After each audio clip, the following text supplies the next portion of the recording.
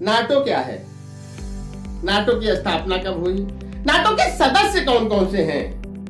NATO का उद्देश्य क्या है?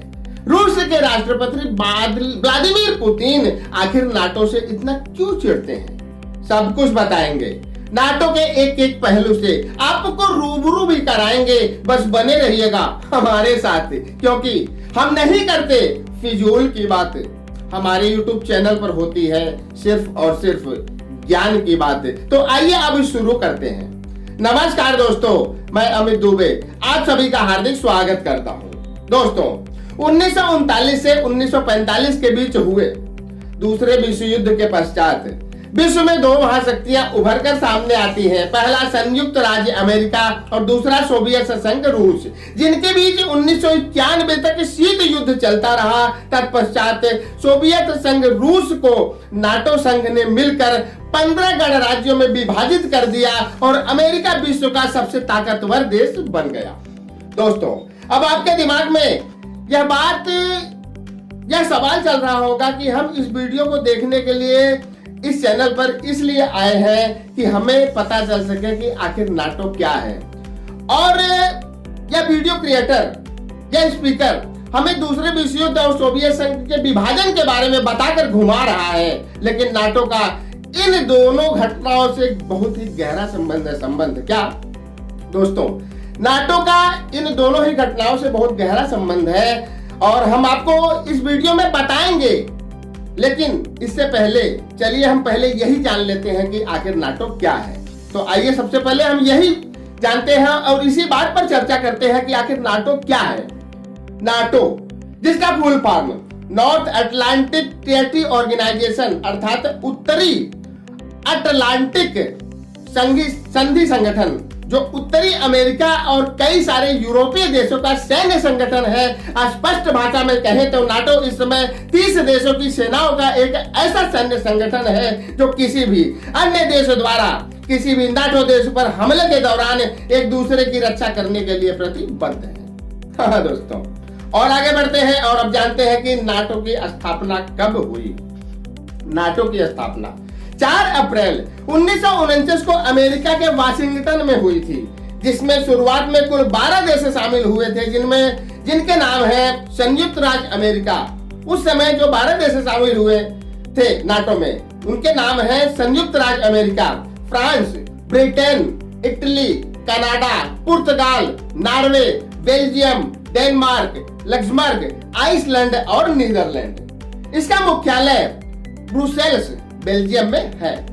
दोस्तों, और आगे बढ़ते हैं और अब जानते हैं कि नाटो के सदस्य कौन कौन से देश हैं।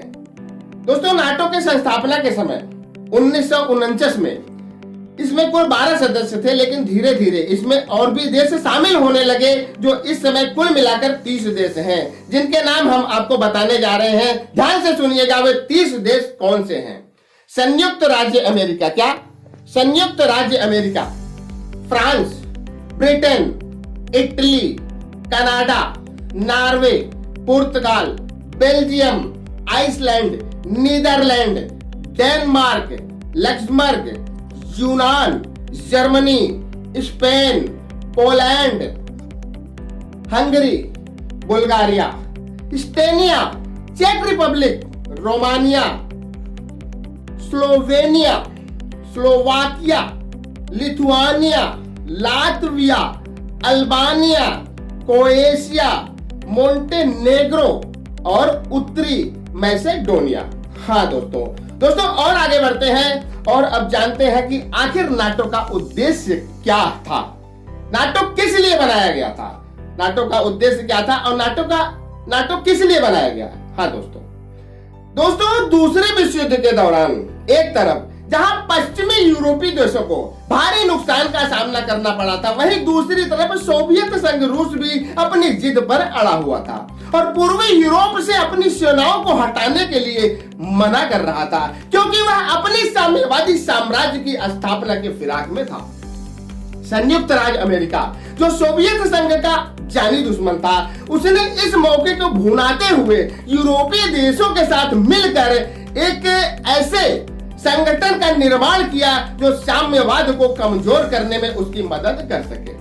सभी यूरोपीय देशों ने अमेरिका के इस नेतृत्व का समर्थन किया और नाटो जैसे संगठन को स्वीकार किया, जिसका मुख्य उद्देश्य था किसी भी अन्य देश, खासकर सोवियत संघ, अगर किसी भी नाटो देश पर हमला करता है तो सभी नाटो देश मिलकर एक दूसरे की रक्षा करेंगे और दुश्मन देश पर मिलकर हमला करेंगे। हाँ दोस्तों, और आगे बढ़ते हैं और अब जानते हैं कि आखिर व्लादिमीर पुतिन नाटो से क्यों चिढ़ते हैं। व्लादिमीर पुतिन नाटो से क्यों चिढ़ते हैं? 1991 में जब अमेरिका की अगुवाई में सभी नाटो देश मिलकर सोवियत संघ को विभाजित करने में सफल हो जाते हैं और उसे 15 गणराज्यों में बांट देते हैं, जिसके परिणाम स्वरूप रूस की शक्ति कमजोर पड़ जाती है और अमेरिका विश्व की पहली महाशक्ति बन जाती है। इस घटना से व्लादिमीर पुतिन बहुत ही आहत होते हैं और तभी से वे नाटो से बुरी तरह चिढ़ते हैं। व्लादिमीर पुतिन उस समय सोवियत संघ के खुफिया विभाग में तैनात थे और पूर्वी जर्मनी में जासूसी के काम में लगे हुए थे। कुछ सालों बाद वे रूस की राजनीति में कदम रखते हैं और 1999 में पुतिन रूस के राष्ट्रपति बनते हैं और तभी से पुतिन उस घटना का बदला लेने के लिए बेकरार हैं।